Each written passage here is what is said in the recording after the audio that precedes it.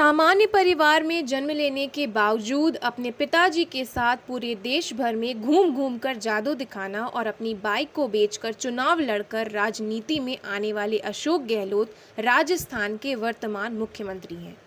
अशोक गहलोत ने राजस्थान में 3 बार अपनी सरकार बनाई।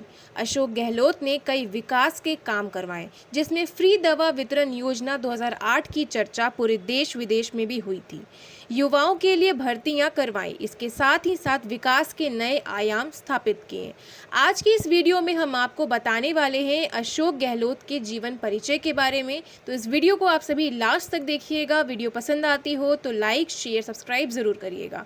तो दोस्तों, सामान्य परिवार में जन्म लेने के बावजूद अपने पिताजी के साथ पूरे देश भर में घूम घूम कर जादू दिखाना और अपनी बाइक को बेचकर चुनाव लड़कर राजनीति में आने वाले अशोक गहलोत राजस्थान के वर्तमान मुख्यमंत्री हैं।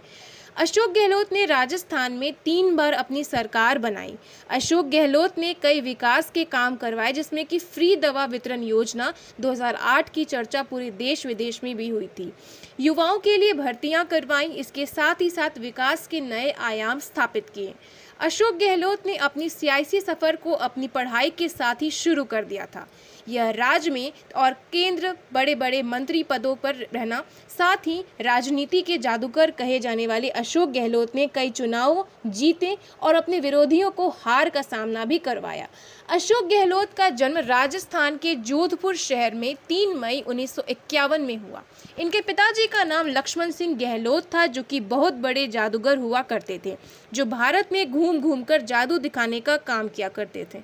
अशोक गहलोत ने भी उनका साथ देते गए और कई बड़ी बड़ी मंचों पर जादू दिखाने का काम करते थे। अशोक गहलोत का विवाह 27 नवंबर 1977 को सुनीता गहलोत के साथ हुआ। अशोक गहलोत के पुत्र का नाम वैभव गहलोत है और अशोक गहलोत की पुत्री का नाम सोनिया गहलोत है। आइए जानते हैं इनके एजुकेशन के बारे में, इनकी पढ़ाई के बारे में। अशोक गहलोत अपनी शिक्षा जोधपुर शहर से ही पूरी की। उन्होंने अपनी प्राथमिक शिक्षा जोधपुर स्कूल से पूरी की है। इसके बाद उन्होंने जय नारायण व्यास विश्वविद्यालय से अपनी पढ़ाई शुरू की। पढ़ाई में अशोक गहलोत ठीक ठाक थे। विज्ञान और कानून में स्नातक डिग्री प्राप्त कर अर्थशास्त्र विषय को लेकर उन्होंने अपना ग्रेजुएशन पूरा किया।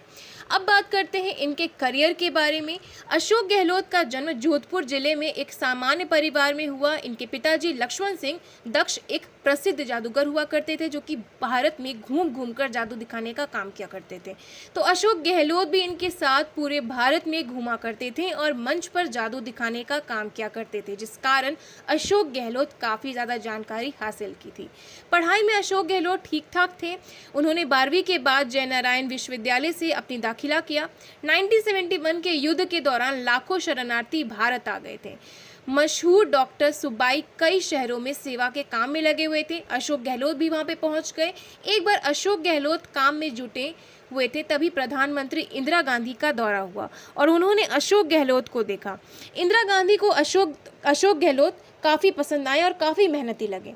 उन्होंने कहा कि आप कांग्रेस ज्वाइन कर लो, क्योंकि आप चुनाव लड़ने के लिए 5 साल तक वक्त पड़ा रहा, क्योंकि अशोक गहलोत की उम्र उस वक्त 20 वर्ष थी।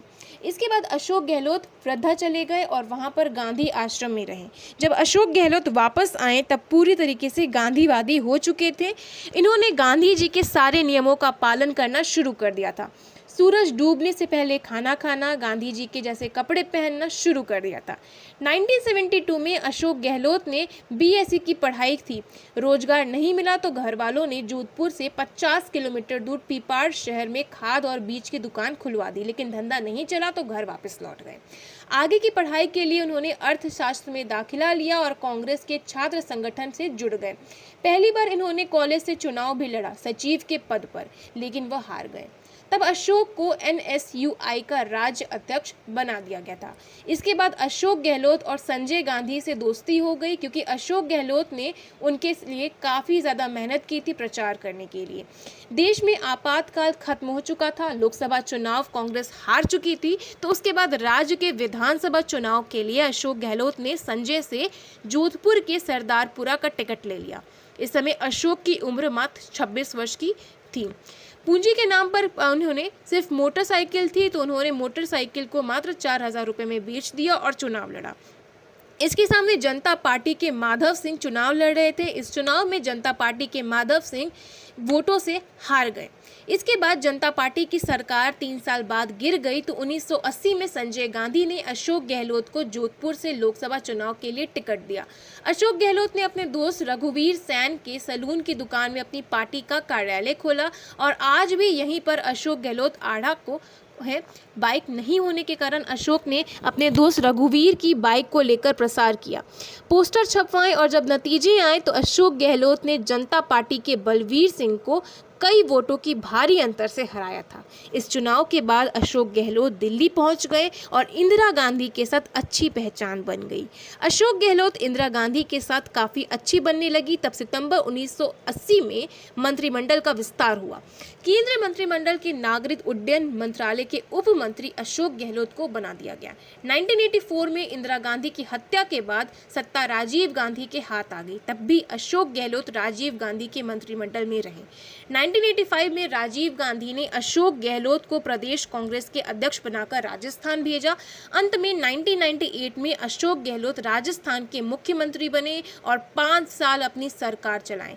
लेकिन 2003 में वसुंधरा राजे के नेतृत्व में भारतीय जनता पार्टी ने बुरी तरीके से हराया। तब सोनिया गांधी ने अशोक गहलोत को दिल्ली बुला लिया। अशोक गहलोत को पार्टी का महासचिव बना दिया गया।